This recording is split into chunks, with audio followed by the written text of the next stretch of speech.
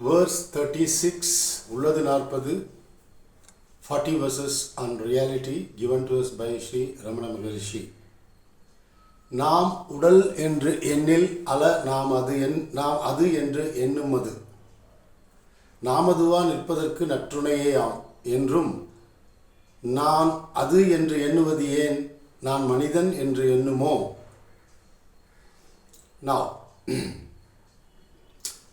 Sri Bhagavan is now speaking from the standpoint of a jnani. He is asking, நாம் உடல் என்று எண்ணில், if you think that I am the body, something from you, a part of your mind will say, no, I am Brahman. If you say I am Brahman, it will say, no, I am the body. This is the nature of the mind, to produce opposites. நாம் உடல் என்று எண்ணில் அல நான் அது என்று எண்ணுமது நாமதுவா நிற்பதற்கு நற்றுணையேயாம். If you say I am the body, if your portion of your mind says no, I am Brahman, he says it might be of help. But he is asking, நாம் உடல் என்று எண்ணில் அல நாம் அது என்று எண்ணுமது நாமதுவா நிற்பதற்கு நற்றுணையாம் என்றும் நாம் அது என்று எண்ணுவது ஏன்? Why should you think that I am Brahman? He is asking, why should you think that you are Brahman? நான் மனிதன் என்று எண்ணுமோ?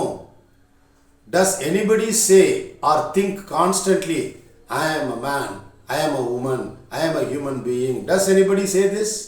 Nobody does this. A person goes on saying, I am a man, I am a man, I am a man.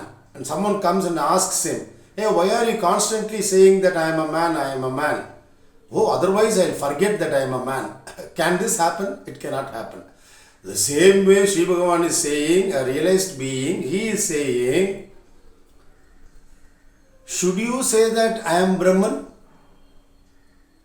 Because Namaduva Nirkum Adanal, he says, because you stand always as Atma Brahman, which means your original nature, true nature is always Brahman. So Brahman need not be produced. It need not be ordered online. It cannot be manufactured. It cannot be polished. It cannot be refurbished.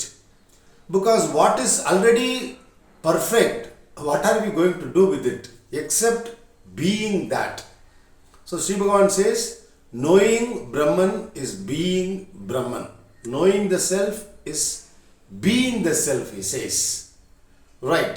And in many places Sri Bhagavan says that a jnani constantly abides in the self, or he constantly sits as Brahman, or constantly abides as Brahman. A question might arise, what is this Brahman? What is this self? Where is it? Only if I know where it is, can I stay in Atman, right? You might ask. Yeah.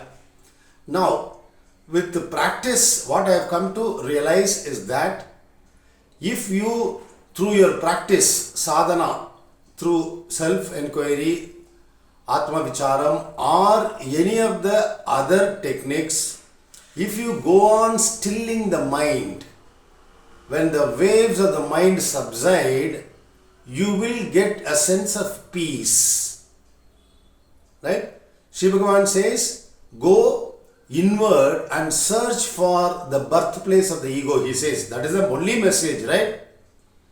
Sri Bhagavan's only message is, a ego is functioning in you, the bodily sense of I is functioning in you, psychological sense of I is functioning in you. He says, seek the source, it will topple down, Atma will shine forth. That's all. This is the message. Only message. 54 years he sat there in Tiruvannamalai and taught only one thing. Anybody asks any question, he would return the question. Who is asking this? The way he asked Paul Brunton. Paul Brunton came with, a barrage of questions. Sri Bhagavan kept quiet and after some time asked Paul Brunton, who is asking this question? He was startled, stunned, he couldn't understand what Maharshi was saying. So, the Advaitic message that Sri Bhagavan gave is this simple.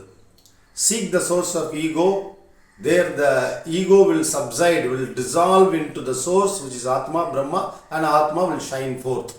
So the question is, how do I know where is Atma? What is Atma? Stillness is Atma. When you speak from the position of the mind, standpoint of the mind, we need to understand they are referring to the still thoughtless state as Atma, Brahman. There you need to stabilize. That is why it takes a long time to get enlightened. I have known people who have practiced Advaita Vedanta for decades. But are they as good as Ramana Maharshi? No. So it takes some time. The process takes some time. We should not get carried away by standpoint quotes. A sadhaka says, I am a sadhaka, I am a practicer, I am trying to realize my true nature. Jnani says, you are already Brahman, Tattvamasi. What are you going to achieve? What are you going to attain? There is nothing to be attained. There is nothing to be achieved because you are already Brahman. Here we should not get carried away.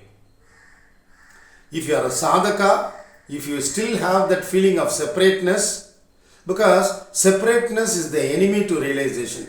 This separateness, I am a separate individual, is the problem, right? And this ignorance is said to be originless, anadi, right? If a room has been in darkness for 1,000 years, will it take another 1,000 years for the darkness to go if you light a matchstick? No, the moment you light a matchstick, it will go. The same way, once jnanam dawns, self-realization dawns, this ignorance that I am the body will go. All the memories will get burnt. They will become powerless. Because after realization, what will happen to the mind? A question might arise. The mind will be there. But it is said that it will be in the form of a burnt rope. A burnt rope looks like a rope, but it is not good enough for us to bind something with.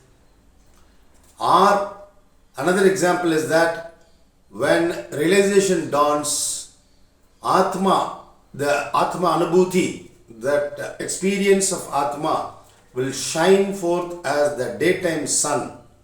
What about the mind? It will also shine forth like the daytime moon. Which means individual will is gone. I am the body sense is so weakened that since you have already realized your true nature, you are no longer interested in first of all running the mind. That is the point. Not that after realization a person will become completely brain dead.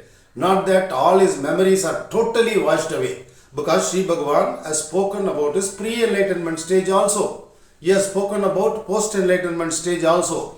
He has spoken about the realization process also. So, it is all about letting go of our bodily sense of I.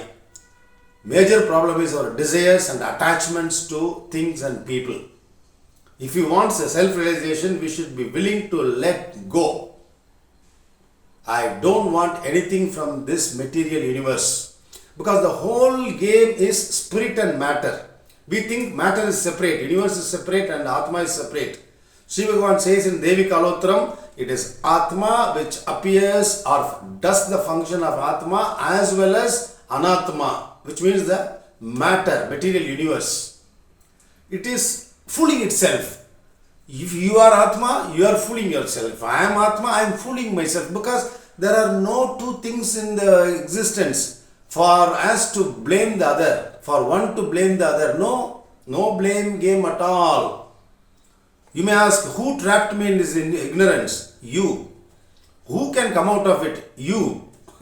Buddhi is the intellect, is the instrument with the help of which we come out of this ignorance. So we should not get carried away by standpoint quotes. Somebody says, you are already Brahman, yaar. Why should you do vichara, self-inquiry? No, don't get carried away.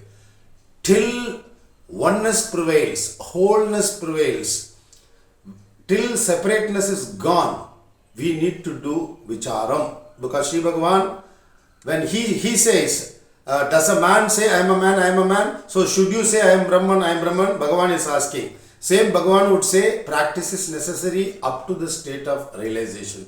So we should be psychologically neutral. And in another quote he says, so long as separateness is perceived, one may continue vicharam, self-inquiry. Otherwise, what will happen if we don't realize ourselves, our true nature, vasanas, our memories will not get burnt. If memories are not destroyed, we will be born again and again and again. This is the outlook we need to first accept. Because this is not some theory. It is experiential for jnanis, yogis who have lived here on this earth.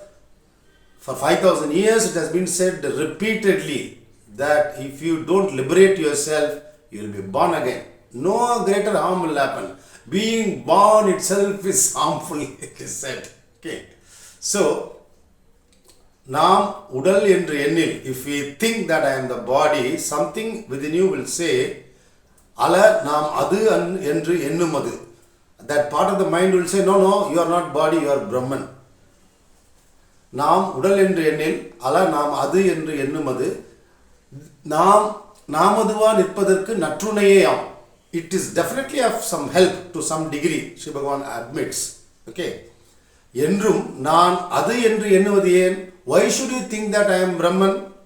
நான் மனிதன் என்று எண்ணுமோ? Does a human being always keep saying that I am a man, I am a man, I am a man? No, not necessary. Should I say, my name is Sandhivel, my name is Sandhivel, my name is Sandhivel? Keep an alarm for the next 1 hour and then say, I am Sandhivel, I am Sandhivel. Otherwise, I will forget my name. Does this happen? No. Right. Namaduva nirkumadanal.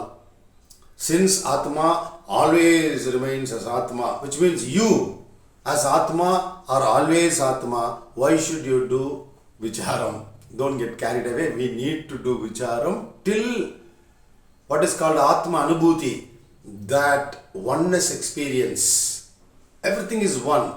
The universe gets erased in your experience.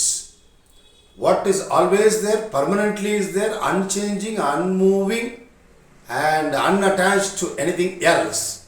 It is Atma, you, I, everything. Everything is one, everyone is one. Raw material is one, appearances are many.